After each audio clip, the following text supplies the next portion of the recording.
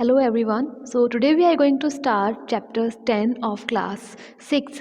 स्कूली ज्ञान से जुड़ी हर अपडेट को पाने के लिए सब्सक्राइब करें हमारा चैनल और लेटेस्ट अपडेट पाने के लिए बेल आइकन को प्रेस करना ना भूलें।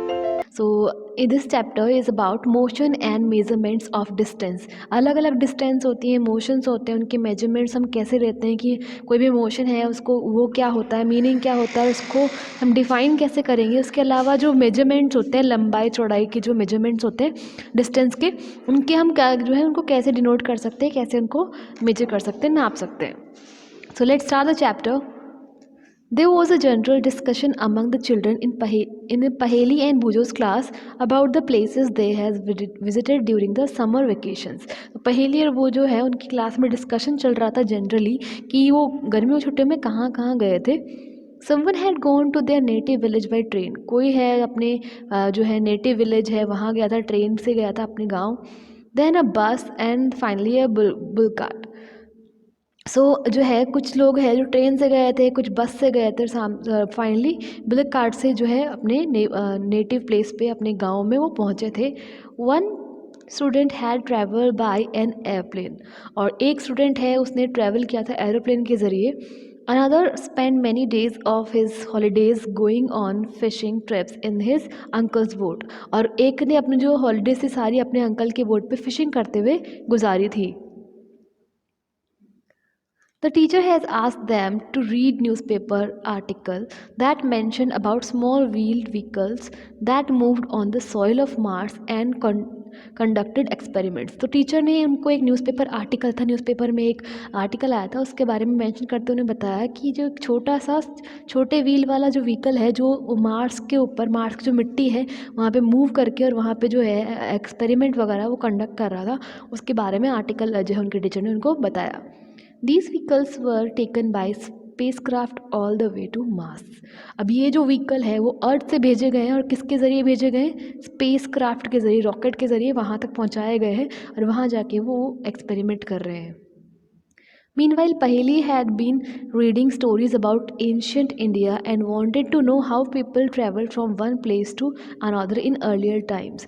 अब पहले थी वो पुराने टाइम की जो एंशंट इंडिया है उसके बारे में पढ़ रही थी, तो उसको जानना था कि एक जगह से दूसरी जगह पे लोग उस टाइम पे कैसे ट्रैवल करते थे। आज के टाइम पे तो हमारे पास बहुत सारी जो है मीन्स हैं, हमारे पास गाड़ियाँ आ गई, हम जो है एरोप्लेन से मूव कर एक जगह से दूसरी जगह पहुंच सकते हैं, ट्रेन से हम जा सकते हैं कहीं पे।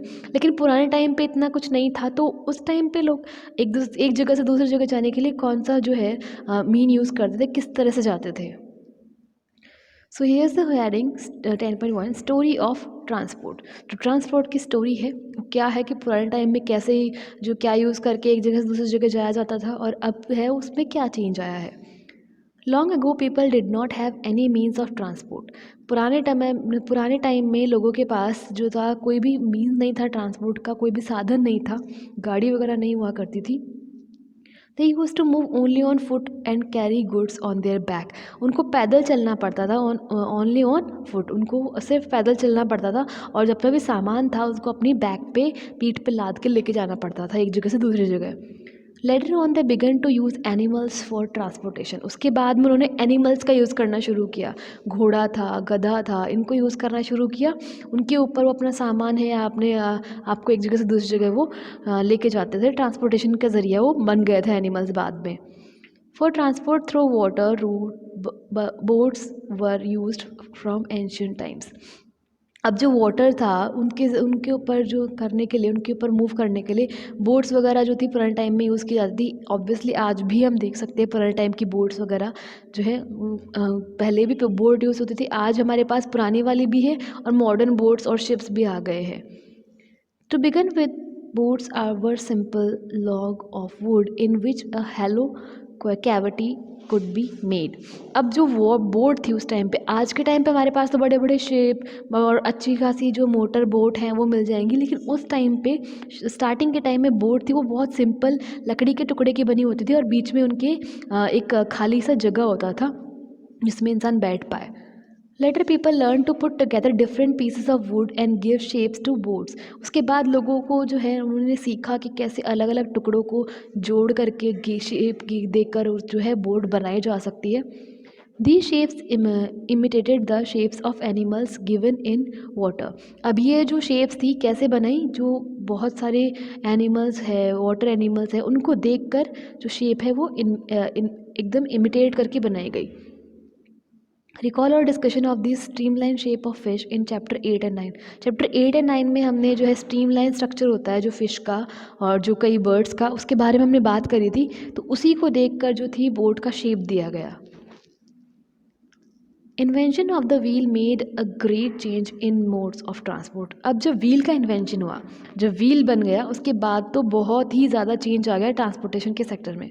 The design of the wheel was improved over thousand of years. अब आज जैसा व्हील हम देख रहे हैं, जब बना था तब वैसा नहीं था. उसके अंदर बहुत सारे चेंजेस हुए हैं, बहुत सारे इम्प्रूवमेंट आए हैं, तब जाके आज के टाइम जैसा व्हील हम देख पा रहे हैं. Animals were use to pull carts that move on wheel. Starting में जब व्हील आया था उस टाइम पे जो एनिमल्स थे उनको यूज़ किया जाता था उस गाड़ी को मूव करने के लिए. लेकिन आज हमको किसी भी एनिमल की नीड नहीं होती किसी भी गाड़ी को चलाने के लिए.